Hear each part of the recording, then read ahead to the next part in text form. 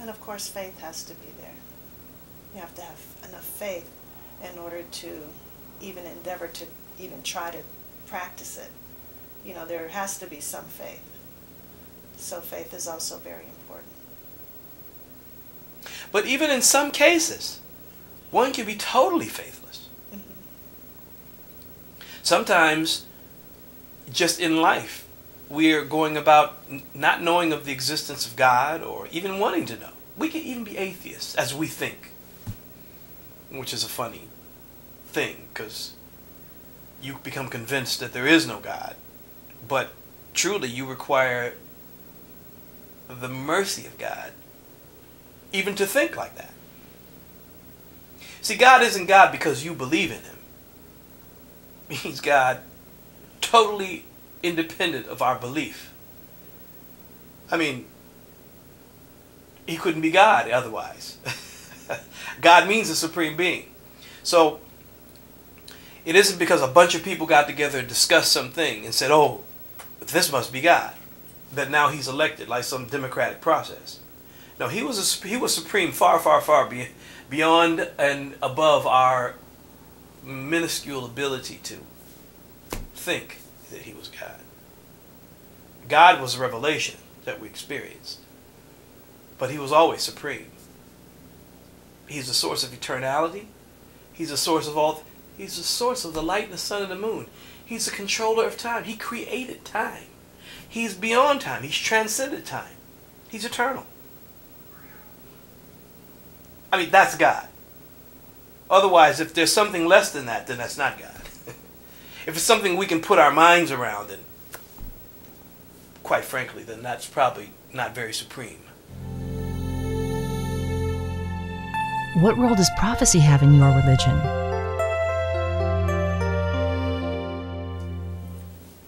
Yes, there's a role of prophecy.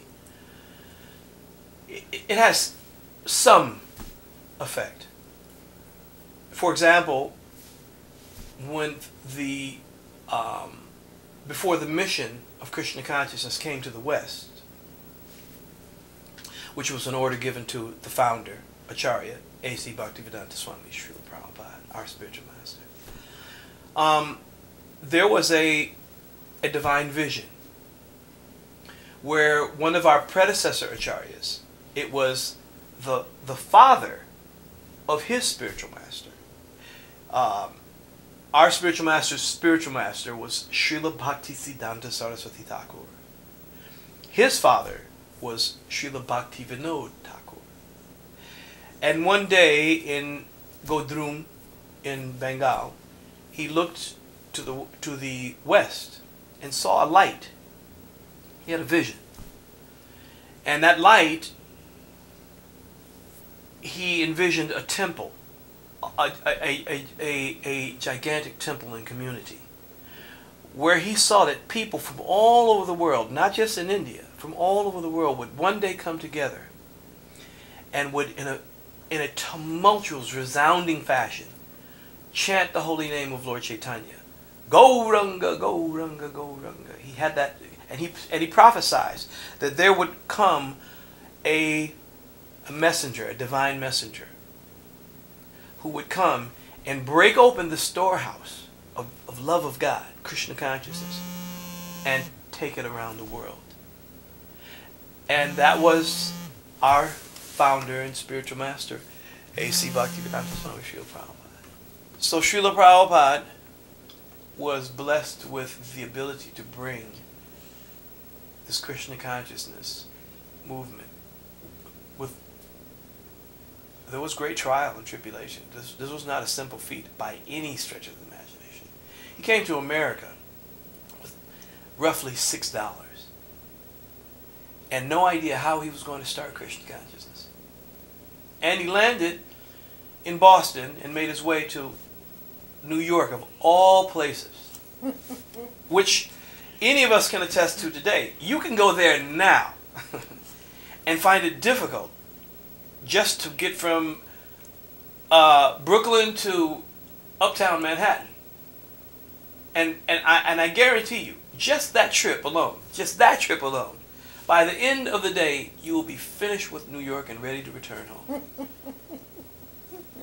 So you can imagine a Swami in saffron dhoti and sannyas clothing coming to a place where people were not just sinful in behavior, but addicted to that. That was the culture. Free love, open sex, drugs, the Bowery. Okay, now we have to really understand what we're speaking of. The Bowery at that time was probably the absolute dredges of the planet. And you could find and do any most degraded thing there in New York. So he landed there and started the movement from that, I wouldn't call it a vantage point, but he started from that place. Very, very humble beginnings with great difficulty. What is the role of nature in your religion's belief about God? The role of nature is that we respect nature very much so, because we also understand that that is the energy of Krishna. Everything is Krishna. We said everything emanates. So our respect for the sun, the moon, the planet itself, the source of water, we understand very nicely is explained. Even the taste of water, when you appreciate the drink of water, rasoham apsokunteya, that taste in water, Krishna says, I am that. He says, I am the light of the sun and the moon. I am the strength of the strong. I am the ability in man. He is the Bijapita. He is the father, the seed-giving father of all existences. So, respectful to nature means that we understand the order by which it is to be respected and appreciated. So we take things and utilize them very simply. We take the flowers and we offer them to God. We take the grain and the foodstuffs that are naturally being provided, and we create the commerce exchange of eating and purchasing from more of an agrarian concept. And by performing the sacrifice at this age, which is called chanting the Hare Krishna mantra or the Sankirtan movement, a lot of people have chided us and made light of, the Hare Krishnas in airports and on street corners and so forth. But truly, by that experience, so many people who've just heard in passing by, they actually may have even been a little negative at some point. Look at those guys, bald head, the sheets, they're wearing bed sheets, and what are they doing? Only to find themselves a few years later wearing that bed sheet and having a bald head and playing the little symbols. Now we've become much more sophisticated in a certain way in terms of presentation because we've all matured. Many of us have been around for 35, 40, 45 years now, since the early 60s. And so now Krishna consciousness has taken on another, it is, as I'll say the emulsification of our maturing process took place, a lot of us began to understand the necessity of presenting things as they are, but presenting them in a way that is more palatable to society, to induce, to give them an opportunity to really investigate without prejudice, or to experience without prejudice.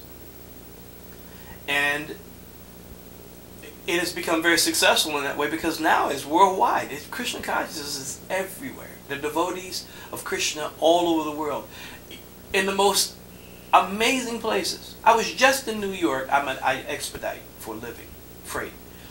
I was in JFK at the China Airlines dock, picking up a package, and great difficulty to get it out. But anyway, when the agent there arranged for someone to bring me the parcel on a forklift, the man driving the forklift, he kept looking at it. He said, "Haribol!" Haribol. He said, "Jai Prabhu, Hare Krishna, a devotee." He said, "Oh Prabhu, it's so amazing to meet you here." I have found that unlimitedly in the most unsuspecting places, I've run into devotees of Krishna. That is all due to his divine grace again. Krishna consciousness is all over the planet, in the most obscure places. So, I hope I got it. Yeah, this is good. I mean, this is what people are going to want, you know, when they go to the library to check these DVDs out, is to, you know, what's Hare Krishna about? And all they know about is the dancing on the street corner back in the 60s. Yeah, I swear they do. Yeah. You know, Can I add a little something to that? From that perspective, I want to add a little something to that. Okay, go ahead. What people experienced in the 60s, it wasn't really uncommon because the hippie movement was doing the same things. You know, people were. I'm 54. I don't know how old you are, but we're all in that era anyway. So what the devotees were doing was actually it was a complement to what was already taking place. We weren't induced by LSD and pot and this, that, and the other. We were induced by the principle of love of God. But now, as it's advanced, as the society has advanced, now you'll find that some of those people who are dancing and chanting are expert singers, expert players of the madongas and the instruments. And now they've refined these things in different ways. And now you find some of the best musicians, actually. And you'll get an experience now when you go to a temple that's really mind-blowing, spiritually moving from the heart. And whether or not, our mission isn't this. It isn't to have you give up your religion. Like, you don't have to stop being a Christian. You don't have to stop being a Muslim or a Hindu. What we're saying is, by chanting Hare Krishna, you'll be a better Christian. You'll be a better Jew. You'll be a better Muslim. The process of chanting is a process of purification. And we all need that. No matter what. Just like everyone requires money in order to subsist.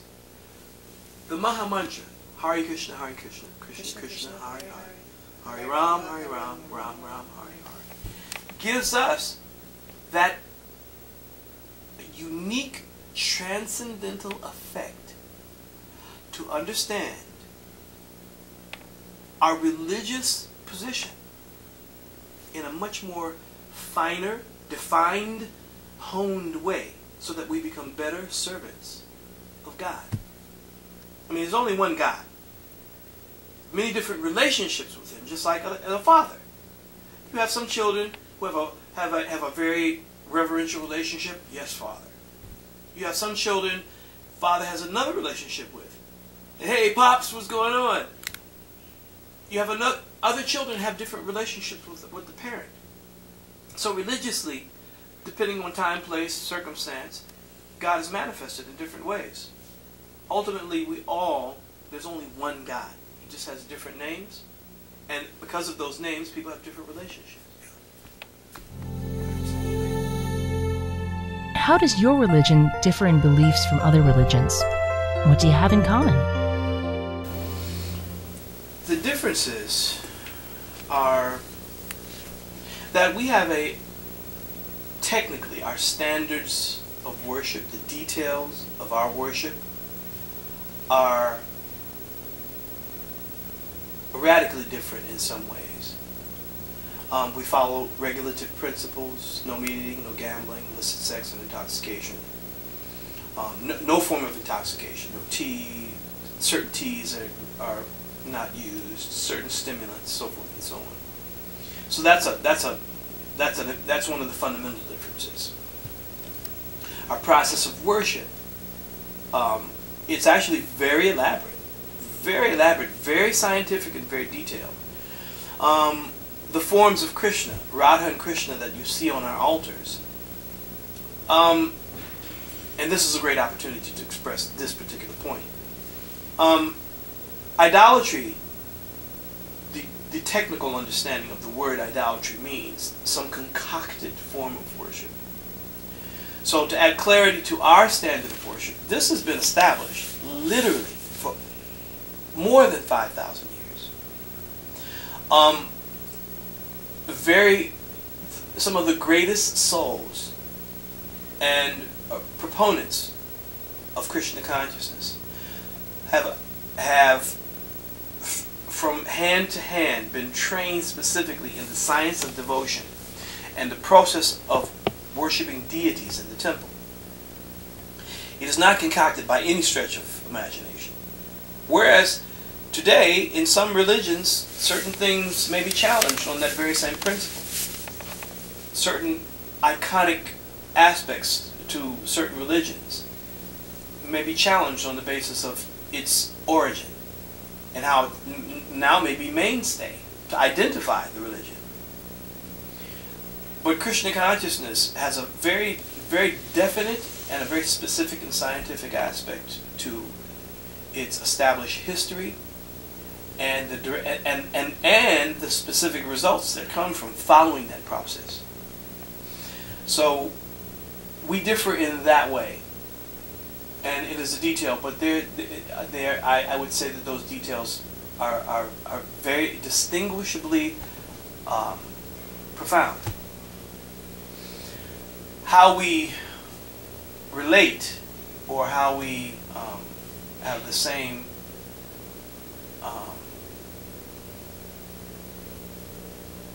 goals or the same directives, is that ultimately religion is this. It is the law of God.